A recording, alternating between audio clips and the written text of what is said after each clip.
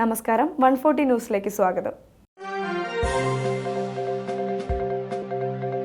യമനിലെ ഹൂതി വിമതർ സൗദി അറേബ്യക്കെതിരെ ഔദ്യോഗികമായി നാവിക ഉപരോധം പ്രഖ്യാപിച്ചിരിക്കുകയാണ്.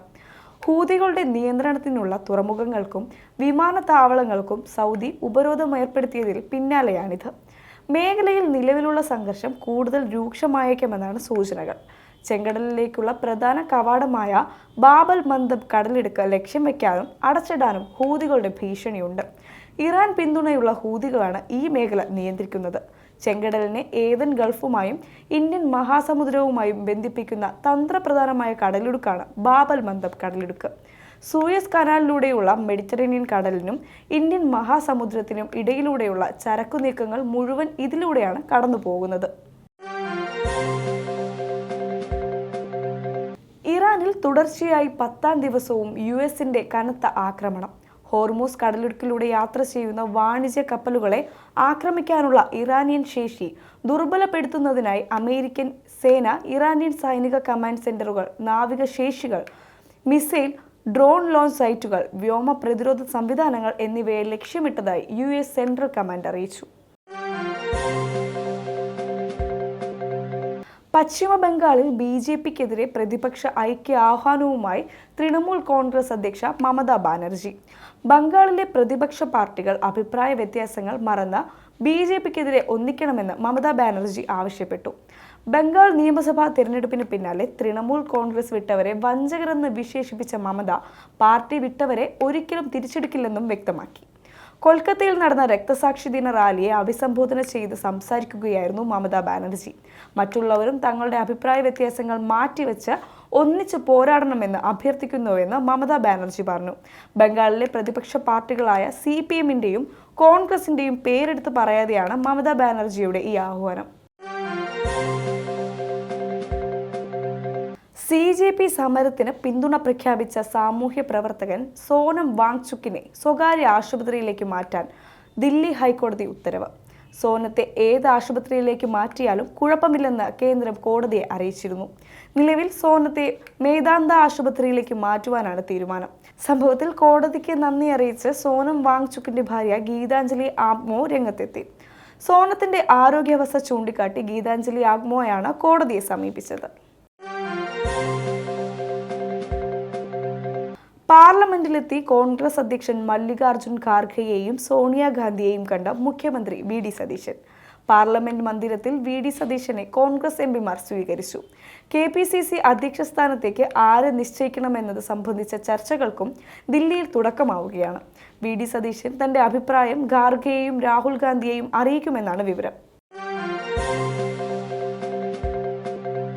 ഭക്ഷണ വിതരണ പ്ലാറ്റ്ഫോമുകളിലൂടെ കോക്രോച്ച് ജനതാ പാർട്ടിയുടെ സമരത്തിന് പിന്തുണ. ജന്തർ മന്ദർ സമരവേദി ലൊക്കേഷൻ നൽകി നൂറുകണക്കിന് ഭക്ഷണ പൊതികൾ സമരവേദിയിലേക്ക് എത്തി. 500-ലധികം പൊതികൾ വിവിധ സംസ്ഥാനങ്ങളിൽ നിന്നടക്കം ഓർഡർ ചെയ്തത് ഇതിനോടകം എത്തിയെന്ന് വോളണ്ടിയർമാരും ഡെലിവറി ബോയ്സും പറഞ്ഞു. ബർഗർ, സാൻഡ്വിച്ച് മുതൽ കുപ്പിവെള്ളം വരെ സമരക്കാർക്കായി എത്തി. കഴിഞ്ഞ ദിവസം പോലീസ് സമരവേദിയിലേക്കുള്ള വഴികൾ അടച്ചതോടെ സമരക്കാർക്ക് ഭക്ഷണമോ വെള്ളമോ ലഭിക്കാത്ത സ്ഥിതിയുണ്ടായിരുന്നു. അതിനിടെയാണ് സമരക്കാർക്കായി ഫുഡ് ഓർഡർ ചെയ്ത് വേറിട്ട പിന്തുണ പ്രഖ്യാപനം. ദേശാഭിമാനി ലേഖന വിവാദത്തിൽ നടപടി. വാരാന്ത പതിപ്പ് എഡിറ്ററുടെ ചുമതലയിൽ നിന്ന് KR അജയനെ മാറ്റി. T ചന്ദ്രമോഹനാണ് പകരം ചുമതല. അജയനോട് കഴിഞ്ഞ ദിവസം റെസിഡന്റ് എഡിറ്റർ വിശദീകരണം തേടിയിരുന്നു. കള്ളൻ വിജയൻ എന്ന തലക്കെട്ട് പാർട്ടി വിരുദ്ധമല്ലെന്ന മറുപടിയാണ് വാരാന്ത പതിപ്പ് എഡിറ്റർ KR അജയൻ നൽകിയത്. തലക്കെട്ട് മാറ്റാൻ ആവശ്യപ്പെട്ടിട്ടും തയ്യാറാകാതെ മാധ്യമങ്ങൾക്ക് വിവരം ചോർത്തിയെന്ന് കാണിച്ചാണ് വാരാന്ത പതിപ്പ് എഡിറ്റർക്ക് റെസിഡന്റ് എഡിറ്റർ കാരണം കാണിക്കൽ നോട്ടീസ് നൽകിയത്. ദേശാഭിമാനി മുക്കിയ കള്ളൻ വിജയനെക്കുറിച്ചുള്ള ലേഖനം സാമൂഹിക മാധ്യമത്തിൽ കഴിഞ്ഞ ദിവസം മാധ്യമപ്രവർത്തകർ പ്രസിദ്ധീകരിച്ചിരുന്നു. കള്ളൻ വിജയൻ, ധന്യ നാടക ഗ്രാമം, മുത്തിപ്പാറ PO എന്ന അതേ തലക്കെട്ടിൽ തന്നെയാണ് ദേശാഭിമാനിക്ക് വേണ്ടി എഴുതിയ TC രാജേഷ് ലേഖനം ഫേസ്ബുക്കിലിട്ടത്. പുല്ലമ്പാറയിലെ അറിയപ്പെടുന്ന നാടകപ്രവർത്തകൻ വിജയനെക്കുറിച്ചുള്ള ലേഖനത്തിൽ പാർട്ടി വിരുദ്ധമായതൊന്നുമില്ല. എഡിറ്റോറിയൽ ബോർഡിലെ ചിലർ തലക്കെട്ട് മാറ്റണമെന്നാവശ്യപ്പെട്ട പേരിലെ തർക്കമാണ് സപ്ലിൻ മുടങ്ങലിലേക്ക് നടന്നത്. പോലീസ് ജീപ്പിന് പിഴയിട്ട MVIയെ കൈവിട്ട് ഗതാഗത മന്ത്രി CP John. MVI PV Biju അമിതാവേശം കാട്ടിയെന്നും ഈ ഉദ്യോഗസ്ഥനെതിരെ നടപടിയെടുത്തെന്നും മന്ത്രി CP ജോൺ പറഞ്ഞു. PV ബിജു അമിതാവേശം കാണിക്കുകയായിരുന്നു. വിഷയത്തിൽ നടപടി സ്വീകരിച്ചിട്ടുണ്ട്. എന്നാൽ എന്ത് നടപടിയാണ് എടുത്തതെന്ന് പറയാനാകില്ലെന്നും മന്ത്രി പറഞ്ഞു. വടക്കാഞ്ചേരിയിലാണ് പോലീസിന്റെ വാഹനം പിടികൂടി MVI ബിജു പിഴയിട്ടത്. സംഭവത്തിൽ ബിജുവിനെ അറസ്റ്റ് രേഖപ്പെടുത്തി വിട്ടയച്ചിരുന്നു.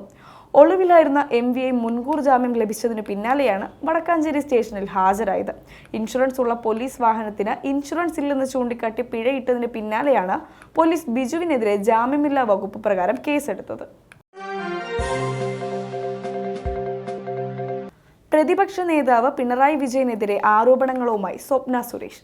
ജീവിതം തകർത്തത് പിണറായി ആണെന്നും തനിക്കെതിരെയുള്ള വ്യാജ കേസുകൾ ഒഴിവാക്കുന്നതിനും മുഖ്യമന്ത്രി VD സതീശനെ കാണുമെന്നും സ്വപ്ന സുരേഷ് പറഞ്ഞു.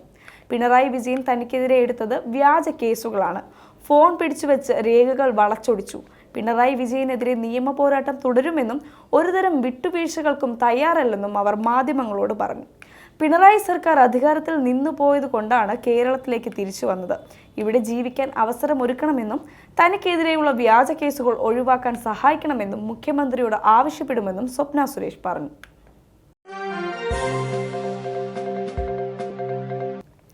ഇന്ത്യ US സ്വതന്ത്ര വ്യാപാര കരാറിനെതിരെ ഡൽഹിയിൽ സംഘടിപ്പിക്കുന്ന കിസാൻ മഹാപഞ്ചായത്തിൽ പങ്കെടുക്കാൻ പുറപ്പെട്ട പഞ്ചാബ് കർഷകരെ ഹരിയാന പോലീസ് തടഞ്ഞു.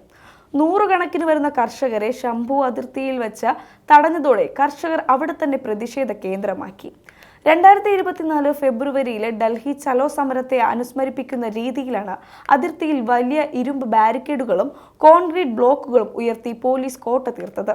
ചൊവ്വാഴ്ചയാണ് കർഷകർ ഡൽഹി ലക്ഷ്യമാക്കി മാർച്ച് ആരംഭിച്ചത്. പഞ്ചാബിൽ നിന്നുള്ള കർഷകരെ വഴിയിൽ തടഞ്ഞെങ്കിലും അംബാല, കുരുക്ഷേത്ര തുടങ്ങിയ ഹരിയാനയിലെ സമീപ ജില്ലകളിൽ നിന്നുള്ള കർഷകർ ഡൽഹിയിലേക്കുള്ള യാത്ര തുടർന്നു. ഹരിയാന പോലീസ് അതിർത്തിക്കുള്ളിലേക്ക് കയറി ബാരിക്കേഡുകൾ സ്ഥാപിച്ചിട്ടും പഞ്ചാബ് സർക്കാർ നിഷ്ക്രിയരായി നിന്നെന്നാണ് കർഷകർ ആരോപിക്കുന്നത്.